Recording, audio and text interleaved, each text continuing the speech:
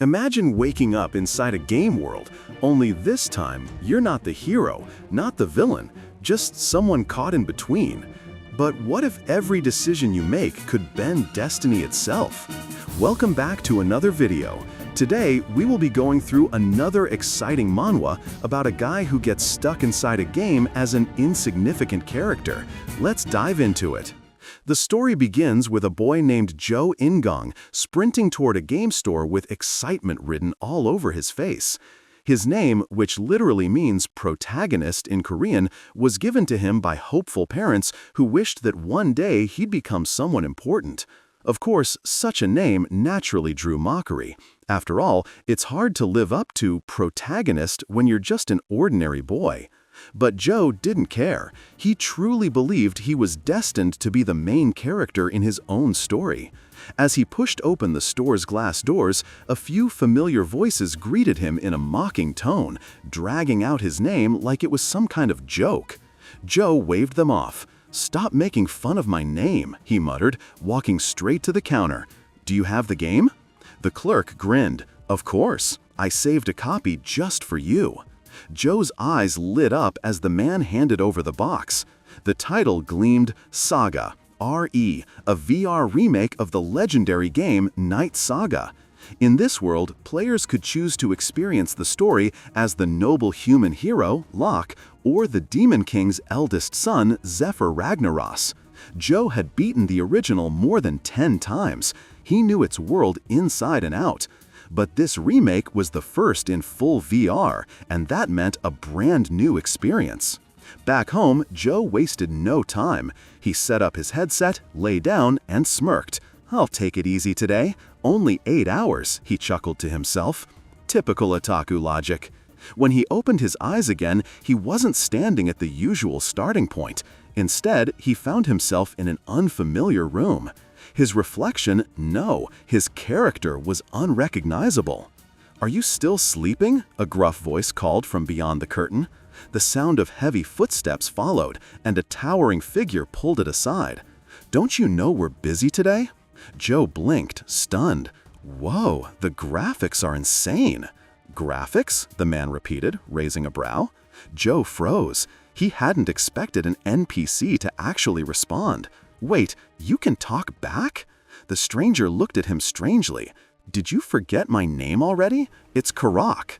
Then Karak addressed him with a name, Shutra. "Get yourself together." Shutra Ignis, the 9th son of the Demon King. Somehow, Jo had become him. Panic and disbelief churned in his mind. He tried summoning the status window, and to his relief, it appeared before his eyes. But what he saw only deepened his confusion. All his stats sat at a measly 5 points, well below the game's minimum standard of 10. The Skills tab showed only 2 abilities, Conquest and Protagonist Setting Adjustment. He had no idea what either meant. Before he could ponder further, Karak's voice pulled him back. Outside, a small band of orcs awaited them. Karak, an orc himself, explained they were marching to suppress an uprising from the Scarlet Lightning tribe. Jo blinked at their numbers. "We're only taking 10 people to war?" Karak frowned. "War? It's just patrol duty. I told you yesterday." Jo sighed and decided to play along. Testing the minimap, he noticed a hidden path. "This way's faster. Follow me." Surprisingly, they did, no questions asked. Eventually, they stumbled across a cavern door. As they pressed forward, Jo grew exhausted. But just as his body faltered, a familiar system notification chimed. Level up. His stats each rose by 2 points. He was relieved and realized that this character has plot armor. Inside, they discovered piles of gold and weapons. Unfortunately, his stats weren't high enough to wield them. Still, he managed to store a few in his inventory with a thought and a touch. Then the minimap flashed red. Enemies. "Everyone, back up," Jo warned, just as the Scarlet Lightning orcs ambushed them. Chaos erupted. Jo tried sneaking behind an enemy, but his sword shattered on impact. Cornered and seconds from death, Karak shoved him aside and took the blow for him. "Move somewhere safe," Karak roared. Shaken, Jo instinctively reached for the logout button, but it wasn't there. What? His heart raced. No logout option meant only one thing. He was trapped. Another orc lunged at him. His vision blurred. His HP bar drained to 0. Darkness swallowed him whole. As he delves into the darkness, Shutra suddenly finds himself in a strange, unfamiliar place. Fear grips him. Did he die? Just as the thought takes hold, a blinding light pierces the void. From it emerges a divine-like figure, its presence overwhelming. "You are the fated existence of this place," the figure declares, its voice echoing with authority. "Conquer, enslave, and then rule." Before Shutra can comprehend the words, his vision shatters. He awakens on the battlefield, a strange aura radiating from his body. Everyone around him feels it. It is as if something within him has awakened. A system prompt materializes before his eyes. Telekinesis has been acquired. Subclass assigned, Knight of Conquest. Confused, Shutra wonders, when did he ever learn telekinesis? But before he can dwell on it, the battle rages on. The dreaded general of the Scarlet Lightning Orcs, Kaichan, commands his horde to strike down the prince. In response, Karak roars to his soldiers, "Defend the prince at all costs." A power he has never trained for flows through him as if it were second nature. His newly awakened conquest skill activates, unleashing a field of energy. Within its radius, his allies are strengthened, their bodies overfell with aura and vigor. The tide of battle turns. Victory feels inevitable. But Kaichan, sensing danger, charges directly at the prince. Karak intercepts with precise timing, clashing blades with the orc general. In a decisive strike, Karak slays Kaichan. As the dust settles, Shutra levels up. Karak, sheathing his blade, studies him with suspicion. Could this strange strength be tied to the prince himself? Back at their camp, celebrations erupt. Yet while others rejoice, Shutra sits quietly in his tavern, staring at the empty corner of his vision. Still no logout button. Two possibilities swirl in his mind. One, he is inside a virtual reality game, but some bug prevents him from logging out. If that's true, an update will eventually fix it. Two, or something far more insane. This isn't a game at all. This is reality, just like the isekai novels and comics he once read. The way people speak to him, their emotions, their humanity, it all feels too real. Even the absence of the typical mosaic censoring leaves him uneasy. Fortune favors him as a prince, but questions gnaw at his thoughts. His pondering is interrupted by Karak's voice outside. "Prince Shutra, come, spar with me. If you are to be my leader, I must know your swordsmanship." Karak promises to back down as much as he can. Shutra smirks. Is this truly the way to address a prince? He accepts the challenge, gripping the wooden sword with confidence. The duel begins. Shutra lunges, but his strike misses. Karak counters swiftly, knocking him to the ground. Gasping, Shutra complains, "Perhaps you should take it easy on me." And then it happens. Another system message. Skill acquired. Basic swordsmanship. Realization strikes him. So that's the pattern. To awaken a skill, my body must first experience its trial. Karak lowers his weapon, suggesting they end the night.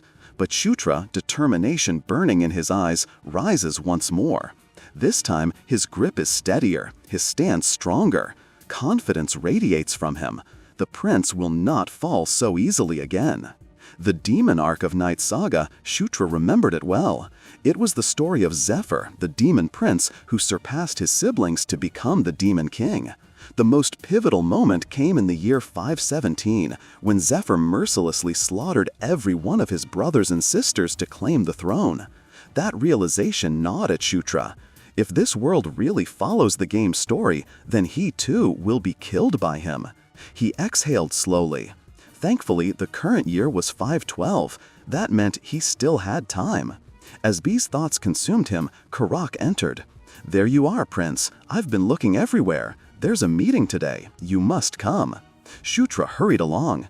Inside the chamber, he was met with familiar faces. The 7th Prince, Chris Moonlight, and the 8th Princess, Caitlin Moonlight, children of Elaine Moonlight, the 4th Queen, ruler of the lycanthropes.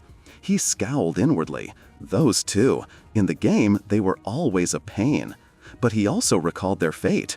They would both die a year before Zephyr's great massacre.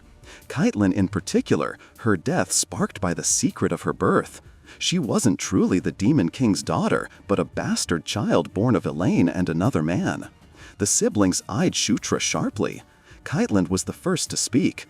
"Why did you act without following the battle plan?" "I didn't know the enemy would be arriving from that direction," Shutra replied, trying to mask his unease. Caitlin stepped forward, her gaze softening. "Are you hurt? You should be more careful. You're the weakest among us." Her words stunned him. Why are they worried about me? Are they actually kind?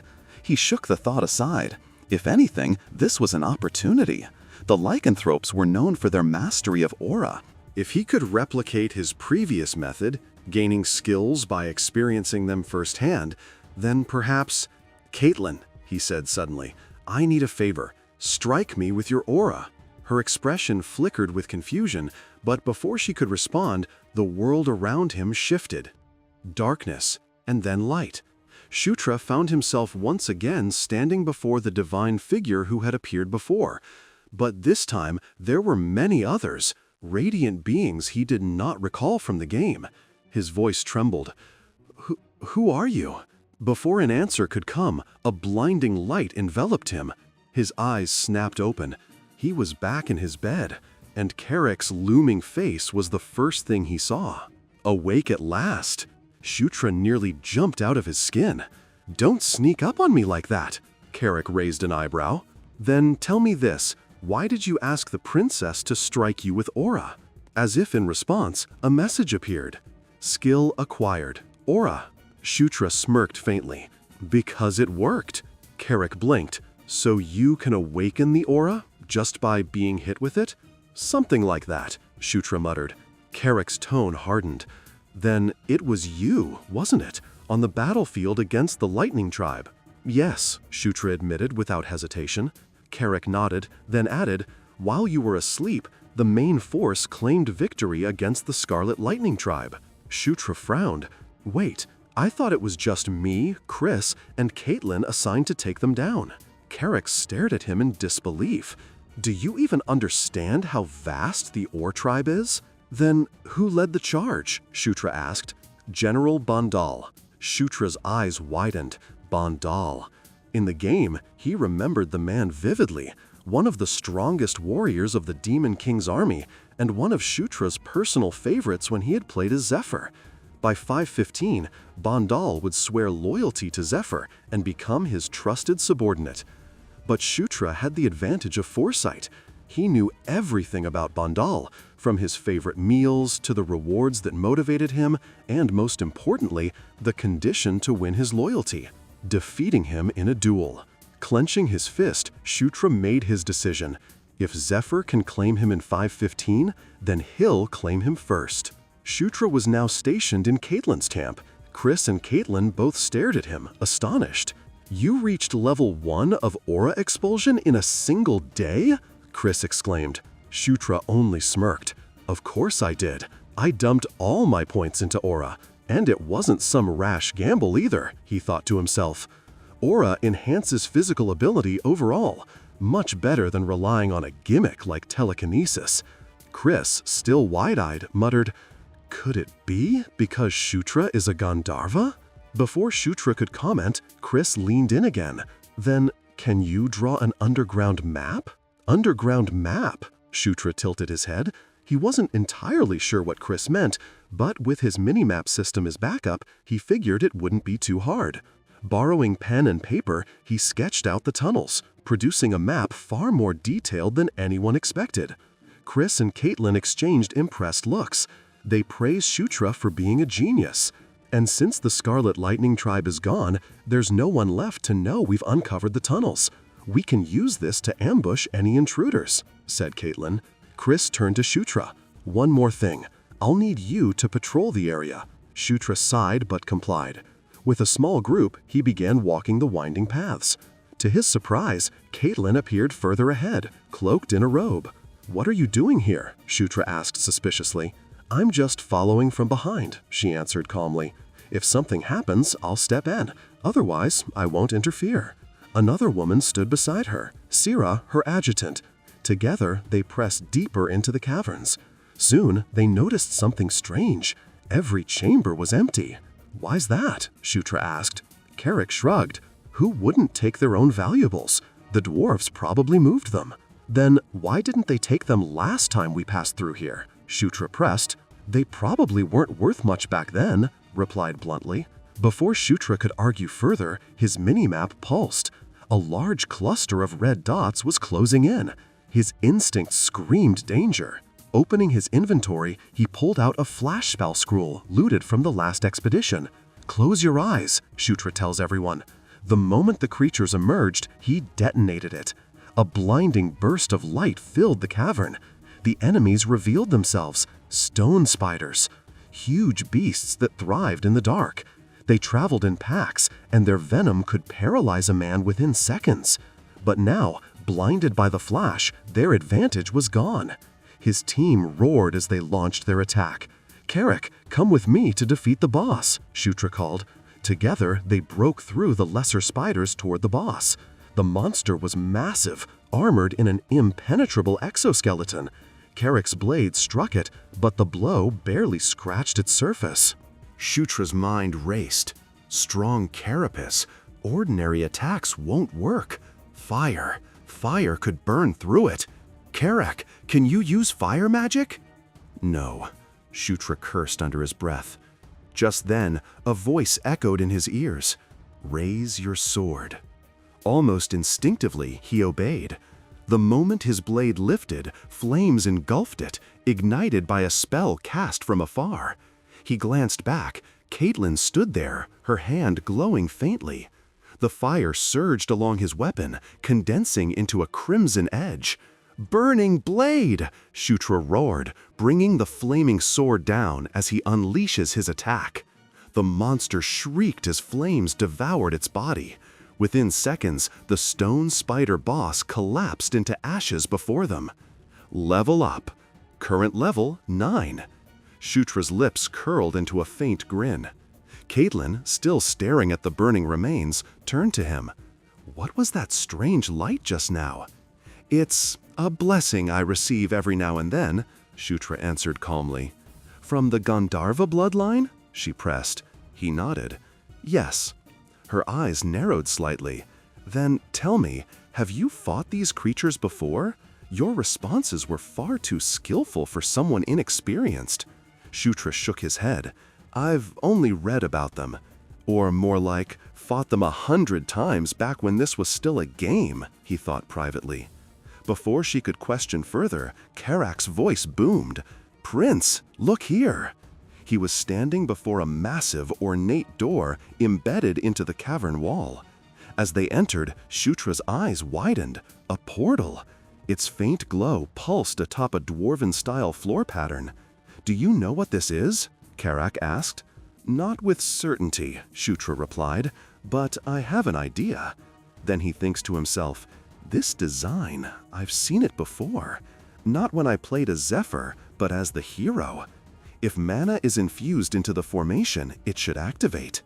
Caitlin frowned. "If it's a portal, how do we know where it leads?" "By searching for inscriptions nearby," Sarah said. They began looking, and soon Carrack pointed at markings etched on the wall. "Found something, but this isn't a demon script, it's Dwarven." Caitlin and Sarah tried to decipher it, but both shook their heads.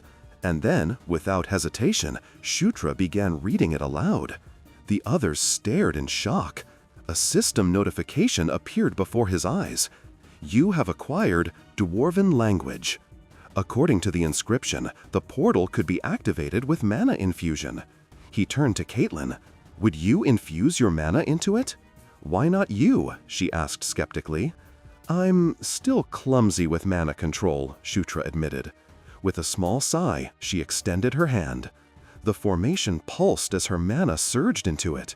Suddenly, a projection of light shimmered in the air, a detailed map of the Gishka Mountains with glowing dots marking interconnected portals. Carrack's eyes widened.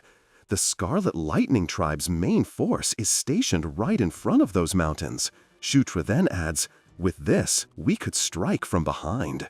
They decided to retreat for now and share this information with Chris. Back at camp, Chris listened intently to their report, his face lit with approval. "Shutra, you are truly a blessing. If there's ever anything you want from me, don't hesitate to ask."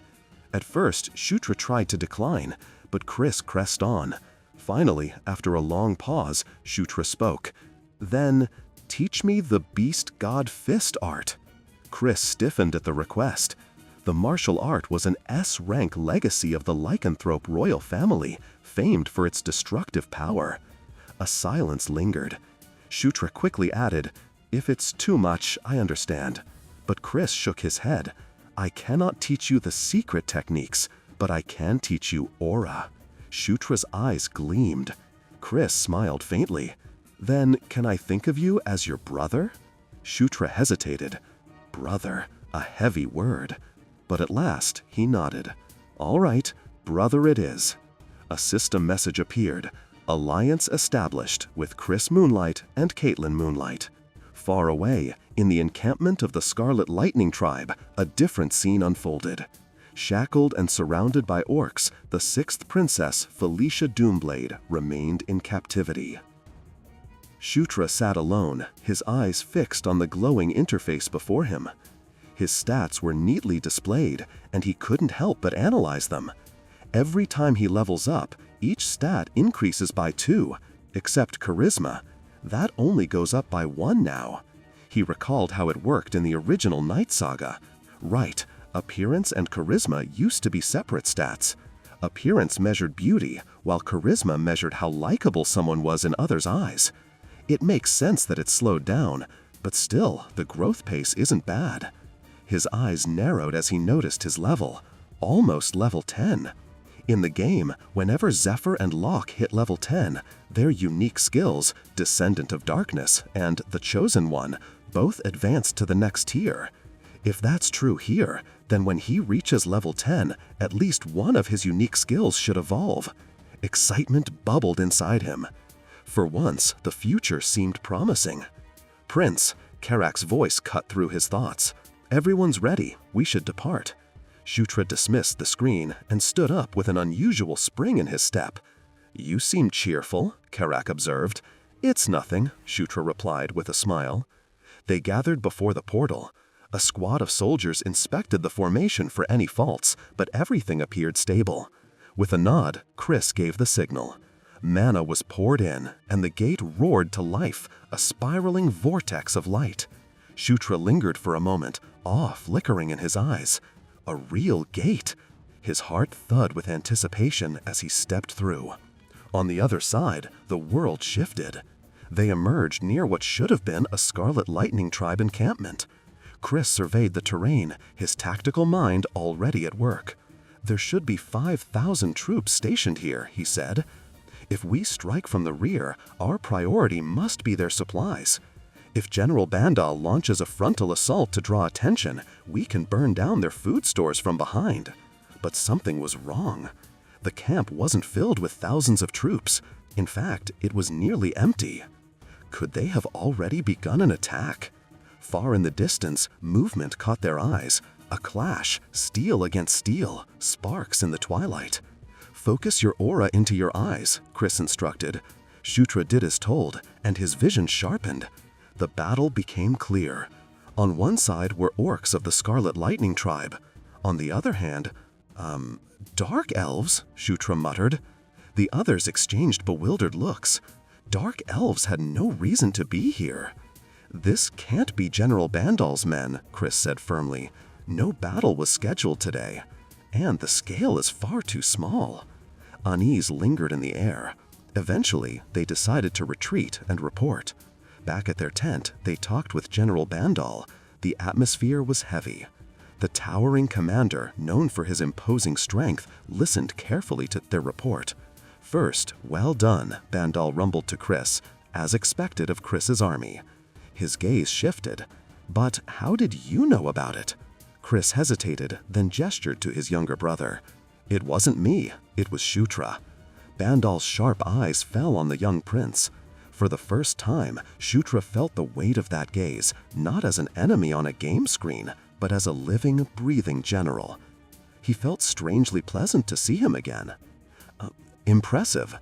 You will be rewarded properly when we return to the Demon King's castle, Bandal solemnly. Shutra's chest tightened with excitement. This is it, my chance to win him over before Zephyr does. They then spoke of the skirmish. Bandal stroked his beard, his expression grim. Most likely it was indeed Dark Elves. It seems they joined the fight on their own accord. But why? Chris added. Aren't they reinforcements from the Demon King's castle? Hard to say, Bandal replied. According to reports, their unit planned to scout the area before linking with us, but something went wrong. His tone dropped, heavy with weight.